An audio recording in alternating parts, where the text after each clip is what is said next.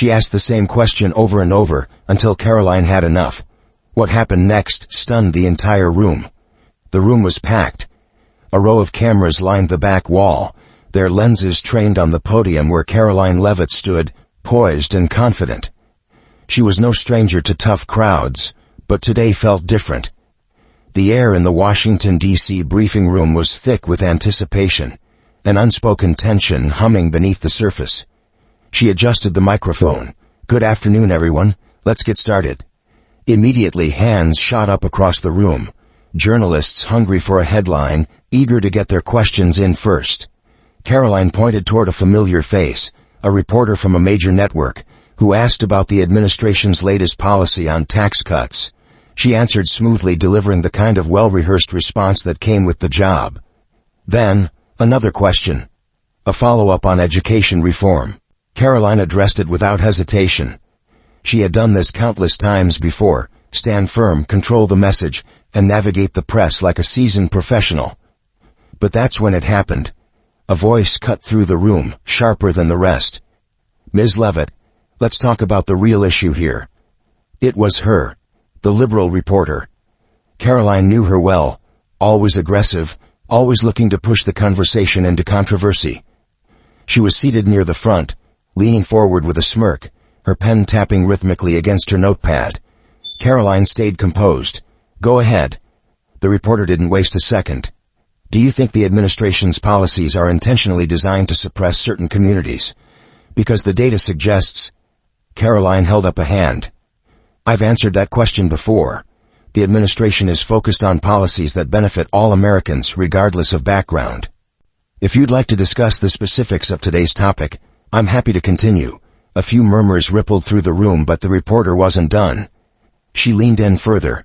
"You didn't actually answer the question, though.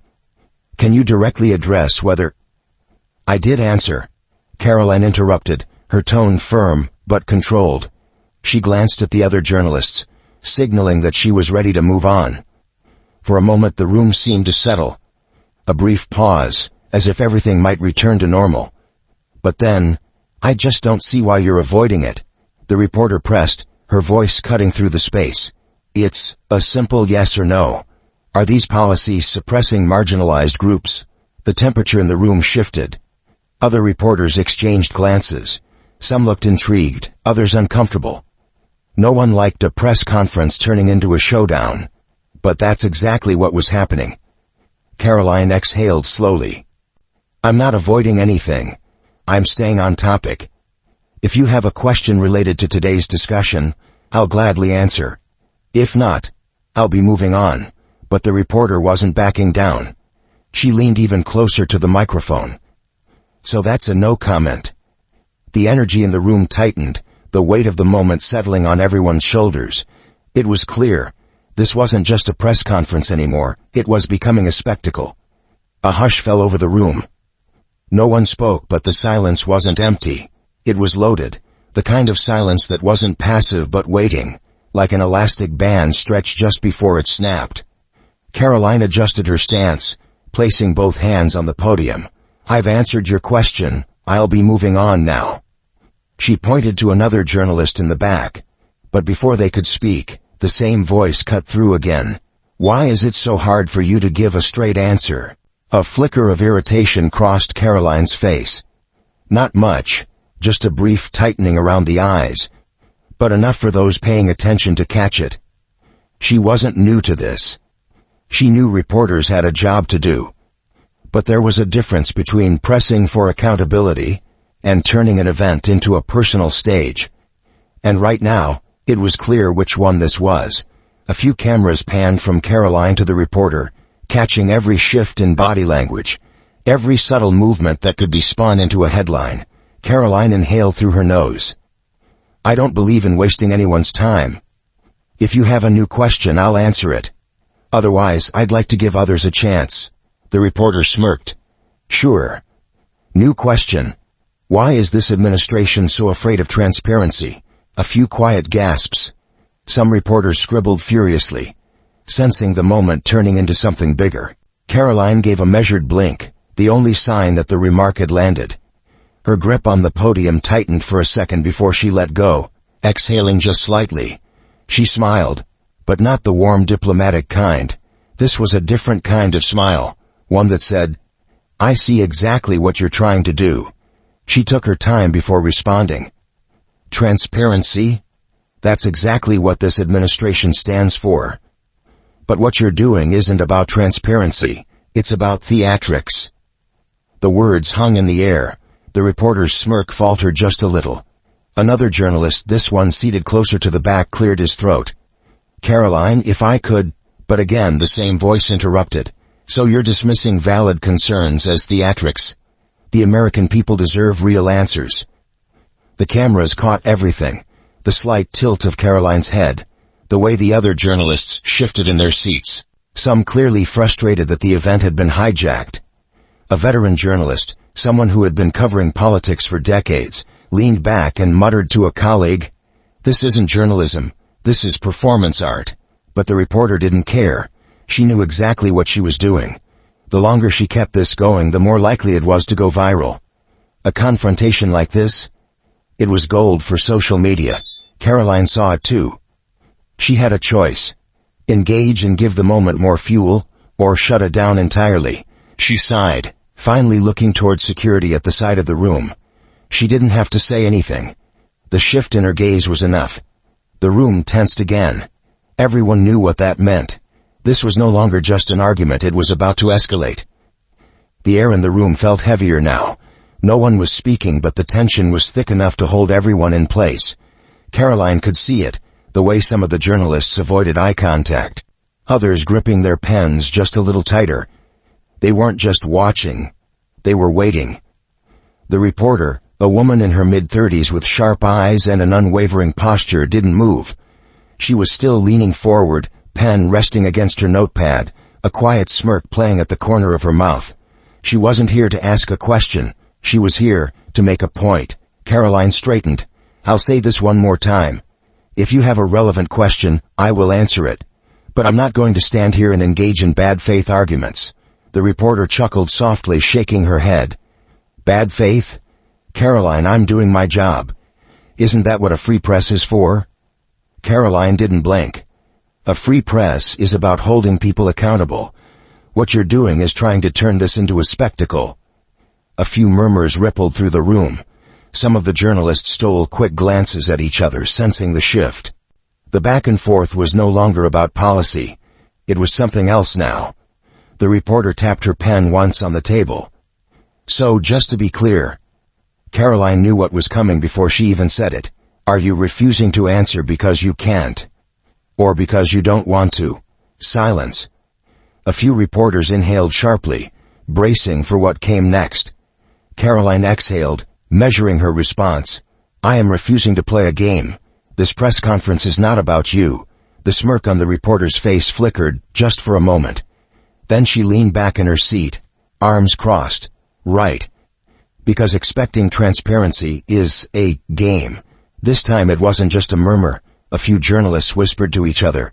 Others glanced toward Karoline, waiting to see how she would handle this. Karoline had dealt with difficult reporters before. But this was something different. This wasn't about policy. It was about control, about who could steer the conversation.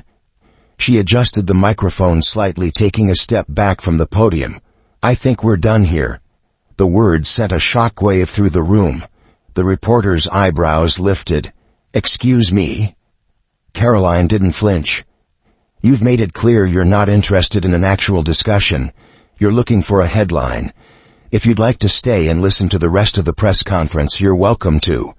But I won't be answering any more of your questions." The reporter let out a quiet laugh, shaking her head.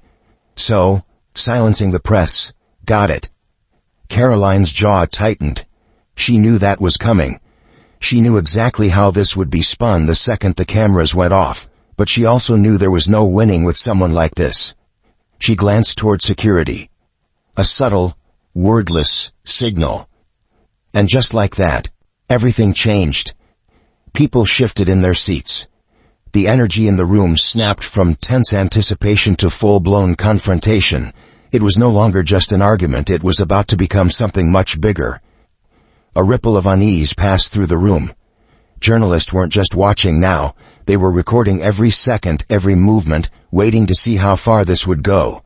The hum of camera shutters clicking filled the space, capturing the exact moment Karoline glanced at security. The reporter noticed it too. Her smirk disappeared.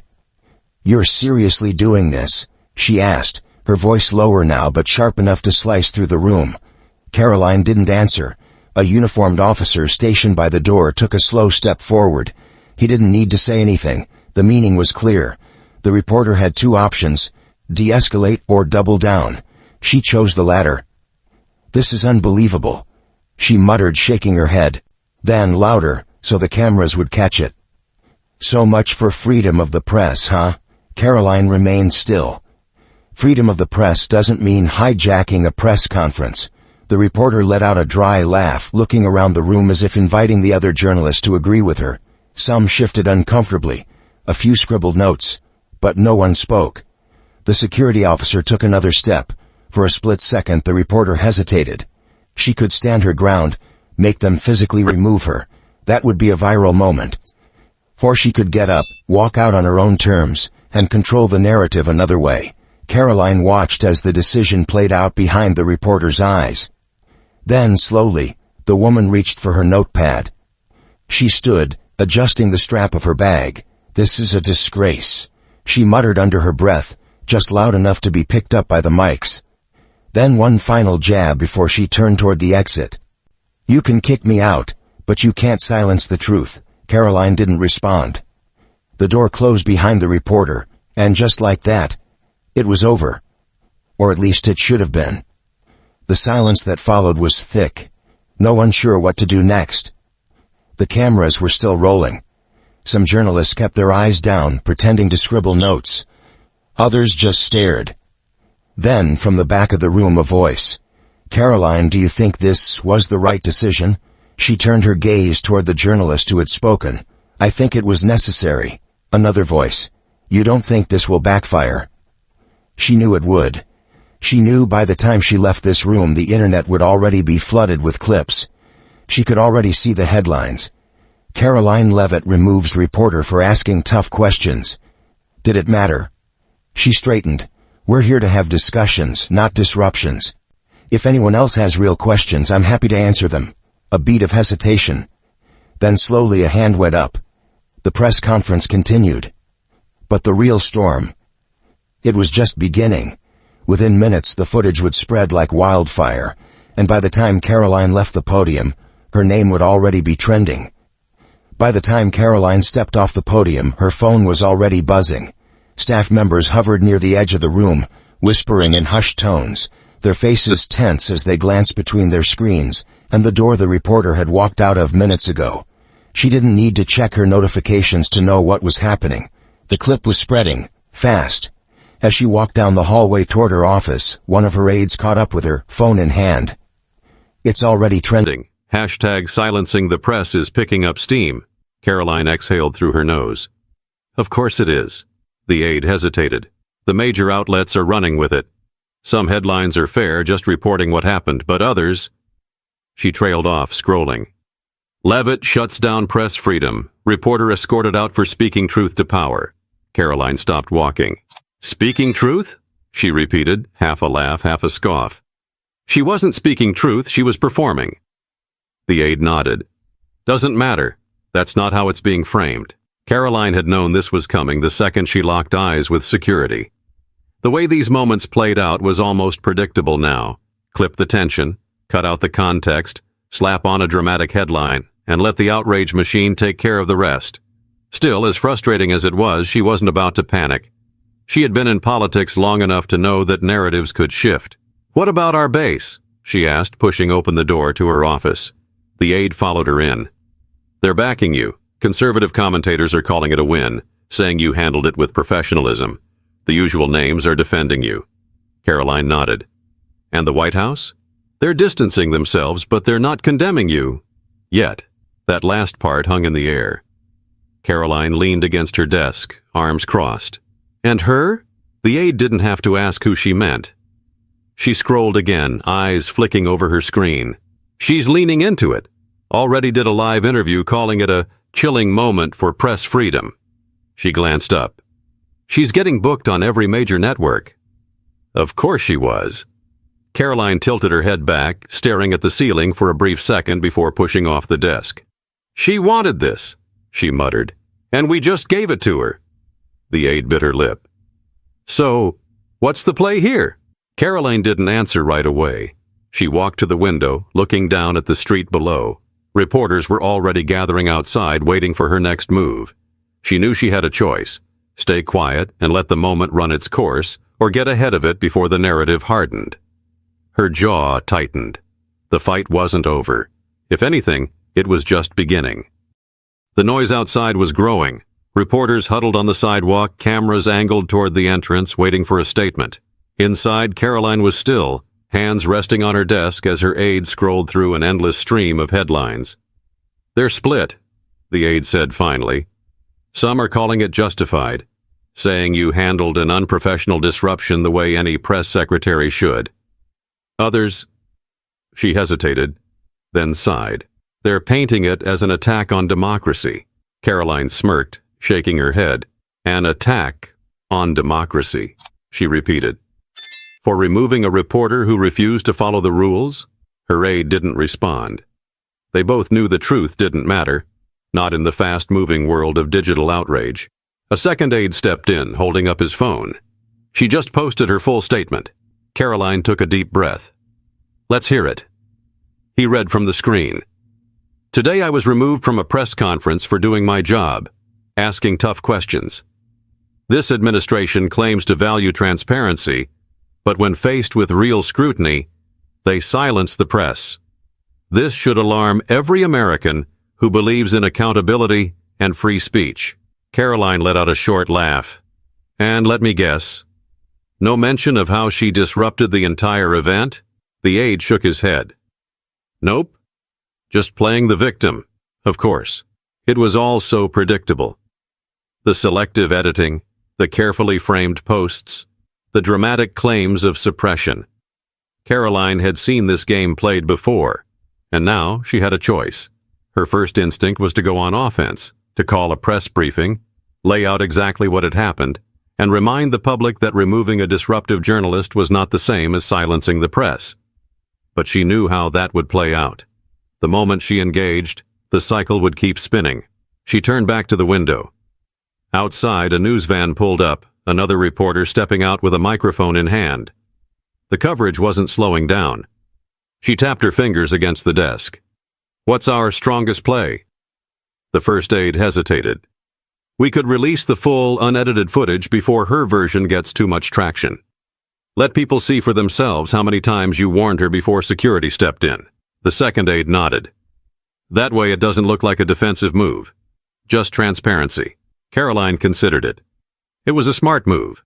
Let the facts speak for themselves. But she also knew that facts alone didn't win battles. Perception did.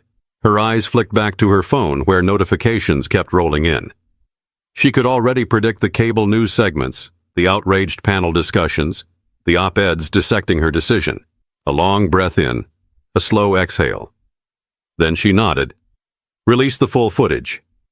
The aides moved quickly, drafting a statement, queuing up the video. Karoline watched them work, her mind already 10 steps ahead. The reporter had wanted a spectacle. But what she didn't realize was that Karoline wasn't just reacting, she was setting the stage for what came next. The full, unedited footage went live within the hour. No flashy edits, no dramatic commentary, just a simple post with the raw exchange, letting people see exactly what had happened. The title was clear and direct. Watch for yourself. The full exchange between Karoline Leavitt and reporter at today's press conference.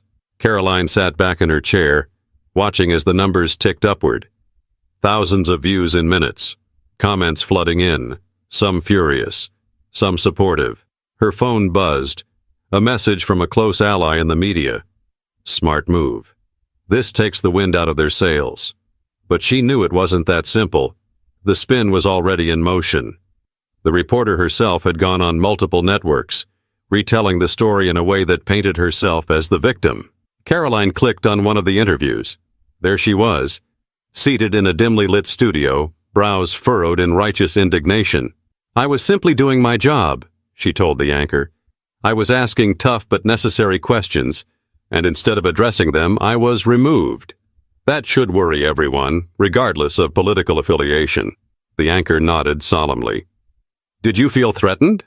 Karoline rolled her eyes. "Threatened?" The reporter's sigh was almost theatrical. "Not physically, no, but professionally? Absolutely. This is an attack on journalism itself." The interview cut to a panel of experts, all weighing in on what this really meant. Dangerous precedent. A disturbing moment for free speech. She was just doing what journalists are supposed to do. Karoline exhaled sharply, locking her phone screen. The facts were out there, but that didn't mean people would accept them. Her aide peeked into the office. "You're going to want to see this." Karoline followed her to the hallway where staff had gathered around a TV tuned to a conservative network. The host was playing the full clip, the one Karoline had released, pausing at key moments. "She interrupts over and over," he said, shaking his head. "This wasn't journalism, this was grandstanding." The panelists nodded in agreement. "This was a setup," one of them said. "She knew exactly what she was doing, push until she gets removed, then play the victim." The host turned back to the camera. "Here's the reality. Karoline Leavitt didn't shut down the press. She shut down an activist posing as a journalist." Karoline crossed her arms, watching as the conversation played out. The split was clear. On one side, conservative voices praising her for standing her ground. On the other, mainstream outlets painting her as an authoritarian figure silencing the press. Her aide glanced at her. "This is going to be a long week." Karoline nodded. "Yeah, but at least now the truth is out there." The question was, who would believe it? The story refused to die. For days it dominated headlines, talk shows, and social media debates. Political commentators dissected every second of the exchange, each side twisting the narrative to fit their agenda. Memes flooded the internet, some mocking the reporter, others portraying Karoline as a villain silencing free speech. But in the midst of all the noise, one thing became clear. The country was split. Karoline knew better than to expect a universal win. That wasn't how these battles worked. But as she sat in her office watching a clip of the latest panel discussion, something struck her. A veteran journalist, one she actually respected, leaned forward in his chair and sighed. "We have to be honest," he said. This wasn't a journalist seeking the truth. This was someone looking for a viral moment, and they got it. The other panelists shifted uncomfortably. They weren't used to hearing this kind of honesty. She asked a question, got an answer. Didn't like it. Kept pushing, not for clarity, but for conflict. And the moment she got removed, she ran straight to the cameras claiming victimhood. That's not reporting, that's activism. The host frowned. "So you're saying Karoline was justified?" The journalist shrugged.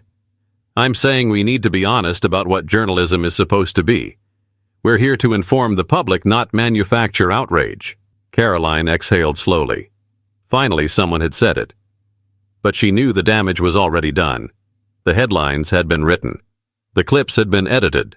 The people who wanted to believe she was suppressing free speech weren't going to change their minds.